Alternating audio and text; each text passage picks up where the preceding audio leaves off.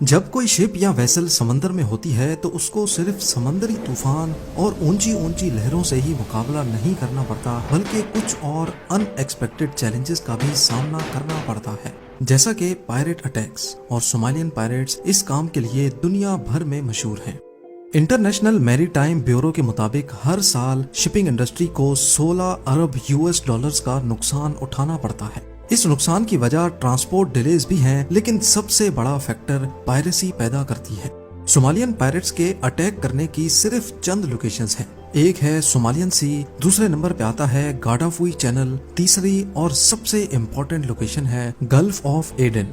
وہ تمام شپس جن کو ایشیا سے یورپ جانا ہوتا ہے وہ گلف آف ایڈن کو استعمال کر کے سوئز کینال کے ذریعے میڈیٹرینین سی میں نکلتی ہیں۔ پوری دنیا کی ٹریڈ کا ایک بہت بڑا حصہ گلف آف ایڈن کو استعمال کرتا ہے، جس میں سب سے زیادہ آئل ٹرانسپورٹ ویسلز ہوتی ہیں، اور یہیں پر صومالیان پائریٹس کے حملوں کا خطرہ رہتا ہے۔ پچھلے کئی سو نہیں کئی ہزار سالوں سے پائریسی شپنگ انڈسٹری کے لیے ایک بہت بڑا مسئلہ رہی ہے۔ پہلے پائریٹس اتنے ایڈوانسڈ نہیں ہوتے تھے، لیکن اب ماڈرن ٹیکنالوجی کی مدد سے جہاں پائریٹس بھی ایڈوانسڈ ہوئے ہیں، وہیں اینٹی پائریسی ٹیکنیکس اور ویپنز بھی ایڈوانسڈ ہو چکے ہیں۔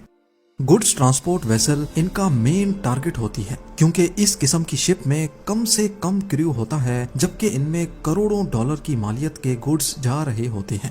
زیادہ تر پائریٹس کا ٹارگٹ شپ کے کرو کو مارنا نہیں، بلکہ وہ شپ پر اپنا قبضہ جما کر یا کیپٹن کو کڈنیپ کر لیتے ہیں، یا پھر پوری شپ کو ہوسٹیج بنا کر شپنگ کمپنی سے لاکھوں ڈالرز کی ڈیمانڈ کرتے ہیں۔ یہ ایک دو نہیں بلکہ کئی بوٹس میں سوار ہو کر آتے ہیں، جس میں پائریٹس کی تعداد ہزاروں میں بھی ریکارڈ کی جا چکی ہے۔ سب سے پہلے تو یہ ویسل کے قریب پہنچ کر گولیوں سے کیپٹن کو ڈراتے ہیں تاکہ وہ شپ کو روک لے۔ یاد رہے کہ کیپٹن کا کام صرف شپ کو ایک جگہ سے دوسری جگہ لے کر جانا ہی نہیں، بلکہ ویسل کی سیفٹی بھی کیپٹن کی ذمہ داری ہوتی ہے۔ اس کے بعد یہ ویسل کے اوپر چڑھنے کے لیے گریپلنگ ہکس کا استعمال کرتے ہیں۔ اوپر چڑھنے کے بعد سب سے پہلے یہ کیپٹن اور کرو کو ہوسٹیج بناتے ہیں، یا پھر کئی کیسز میں پوری ویسل کو ہی کسی ان نون لوکیشن پر لے جاتے ہیں۔ ایک بار کروڑوں ڈالرز کے سامان والی شپ ان کے قبضے میں آ گئی، پھر اس بات کے کافی زیادہ چانسز ہوتے ہیں کہ شپنگ کمپنی چند لاکھ ڈالرز دے کر ان سے جان چھڑائے۔ پر ایسا نہیں ہے کہ پرائیویٹ شپس اس قسم کے حادثات سے بچنے کی کوشش ہی نہیں کرتی۔ پائریٹ سے بچنے کے لیے آج کل کی ماڈرن شپس بھی کسی سے کم نہیں ہیں۔ جب کسی ویسل کو خطرہ ہوتا ہے کہ پائریٹس ان کے قریب آ رہے ہیں تو سب سے پہلے ان کو قریبی کوسٹل سیکیورٹی اتھارٹی کو انفارم کرنا ہوتا ہے۔ اس کے بعد کیپٹن ویسل کی اسپیڈ بڑھا دیتا ہے۔ اسپیڈ بڑھانے کی وجہ یہ نہیں ہوتی کہ پائریٹس ان تک پہنچ نہیں پائیں گے، بلکہ تیز چلنے کی وجہ سے شپ ویوز پیدا کرتی ہے، جس سے پائریٹس کی چھوٹی موٹی بوٹس کو ویسل کے قریب آنے میں بہت مشکل ہوتی ہے۔ اب جب تک کوسٹل اتھارٹیز ویسل تک پہنچیں اور پائریٹس سے مقابلہ کریں، تب تک کیپٹن سمیت تمام کرو ممبرز کو پائریٹس کا ٹائم ضائع کرنا ہوتا ہے، اور اس کام کے لیے کئی ایڈوانسڈ میتھڈز کا استعمال کیا جاتا ہے، جس میں نمبر 1 پہ ہے واٹر کیننز۔ یہ واٹر کیننز تقریباً تمام شپس میں ہی لگے ہوتے ہیں، اور یہ پائریٹس کو روکنے کے لیے سب سے افیکٹو میتھڈ سمجھا جاتا ہے۔ اس قسم کی نوزل شپ یا ویسل کی چاروں سائڈز پہ لگی ہوتی ہیں۔ ایک نوزل صرف 1 منٹ میں 1350 گیلن سمندری پانی پھینکنے کی قابلیت رکھتی ہے، یعنی ہر گزرتے منٹ 5110 لیٹر پانی، وہ بھی الگ الگ نوزل سے۔ یہ اتنا زیادہ پانی ہے کہ جس سے ایک ایوریج سائز کا سوئمنگ پول صرف 10 منٹوں میں بھرا جا سکتا ہے۔ اس کا پریشر 175 PSI یا پھر گاڑی کے ٹائر میں بھری ہوا سے بھی 10 گنا زیادہ ہوتا ہے۔ اتنا زیادہ پریشر جب پائریٹس پر پڑتا ہے تو وہ ان کو بوٹ سے گرا دیتا ہے، اور حتیٰ کہ پوری بوٹ کو بھی الٹا سکتا ہے۔ میرین گریڈ اسٹین لیس اسٹیل سے بنی اس نوزل کو آپریشنز روم میں بیٹھے کرو ممبرز ایک جوائے اسٹک کی مدد سے آپریٹ کر رہے ہوتے ہیں، اور ان کو آٹو پہ بھی رکھا جا سکتا ہے۔ جب اتنا زیادہ پریشر کا پانی پائریٹس کی بوٹ پہ پڑتا ہے تو ان کی آپریٹ کرنے کی قابلیت بہت کم رہ جاتی ہے، اور زیادہ وقت وہ اپنے آپ کو سنبھالنے میں ہی لگا دیتے ہیں۔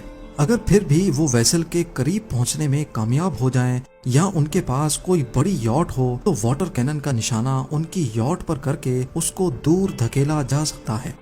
नंबर 2, वाटर कैनन के अलावा कई शिप्स में इस तरह के व्हील्स भी लगे होते हैं जिससे पायरेट्स की बोट के अंदर पानी भरा जाता है। जब पायरेट्स वेसल के करीब पहुंचने में कामयाब हो जाएं, तब इन व्हील्स को ऑन कर दिया जाता है।